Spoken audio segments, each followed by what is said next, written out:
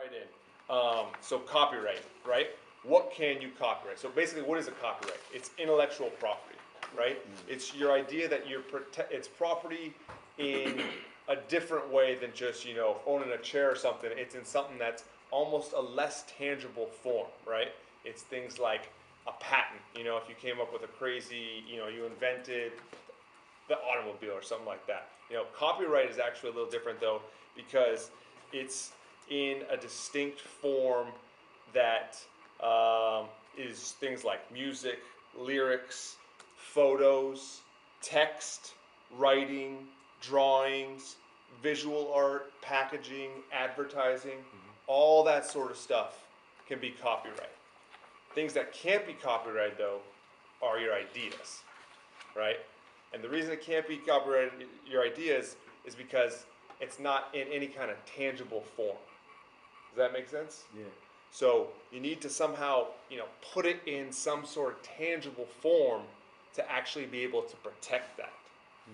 And then what you were saying, both the composition side, and which is like basically a song, right? So it's whoever wrote the song and that sort of stuff, and then there's the actual sound recording or the master, as they call it. So those are two very different ideas for copyright, and a lot of times, the way that the money splits and the way that the rights split depend on where you fall. Are you on the song side or are you on the master Can you side? give a little example of that? Sure. So like, typically the way, so if you write a song, I'm just gonna give you like the most broadest sense. You write a song and you sign with a label, right? Okay. You're always gonna be that songwriter, right? Unless you give away those rights, but typically you'll hold on to those rights.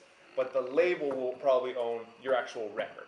You know what I mean? So that's the actual sound recording. That's, the process of you going in there and laying it down, the track, and then the track itself. They will own the track itself. That's because you didn't do it, basically, right? Well, it's all a product of, the way you structure your agreements. Okay, so But is basically, there- let's say, okay, because you know how labels be whooping people out their deals, and they some people For sure, all the yeah, time. yeah, all the time, and they don't see no royalties or anything, dog. So they own the song, and some labels like they own your publishing too, but. Yeah, and all that stuff is what they contract for, right? Yeah. How they want to pay you. So basically, okay, you can still, my bad, you can still see money as a songwriter for the song, but you won't see no money off your masters, basically. And that's typically what happens in a record deal, is they hold on to that sort of those rights, and then you hold on to your songwriting rights. So is there a way to negotiate your way into getting your master? I mean, yeah, absolutely. But the problem is a lot of times that they hold all the cards. They hold the power. I mean, what they do, is they're waving a record contract in front of you, right?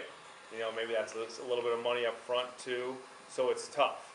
It's tough to negotiate that stuff. And to be honest with you, typically you're not gonna get it. Yeah, pretty Unless much. you're bringing most of it to the table. Just like Unless you hot. you can just record like, your own things. You already have a fan base. You're bringing something to the table. But and that's why today is like no other day, because you can do that because all the resources are within that thing. You know what I mean? And you could almost take it from A to Z and completely own it, which 20 years ago was virtually unheard of. All right, so does everyone kind of get that basic distinction? That's what between the song and the master. That's real important to understand. Just kind of get that basic idea. It'll get fleshed out a bunch more, but just understanding that basic concept is real important. And can I just add too quickly, like we've been talking about it kind of in the context of a record deal, but we also just just keep in mind that there's a lot of people making music without record labels behind them. So that you want to be aware that there's these two copyrights and because people are going to take you a lot more serious. But if you think about it, like just think of the resources that some of these big record labels have, right? They can do stuff and open doors that would never have been possible. So 75% of 100,000 or 50% of 10 million. You know what I mean? At some point, you got to think, what am I really getting though? What is the trade-off? Maybe you're not getting the best cut, but they're bringing resources to the table that nobody else could possibly bring, and which is going to make the pie bigger altogether. Which it's like means still you you actually get more money. It's like. To some degree, yeah. I mean, this is all business decisions, right? It's all things you need to weigh. all comes down to, you know, just weighing the different factors. So what other sorts of stuff can you do with copyright? You control this piece of intellectual property.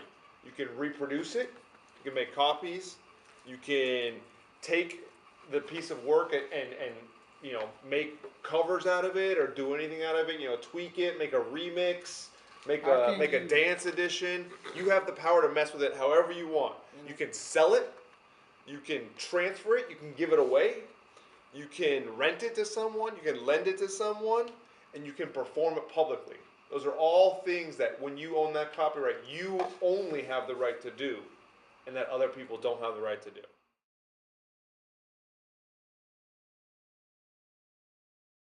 PeaceTones.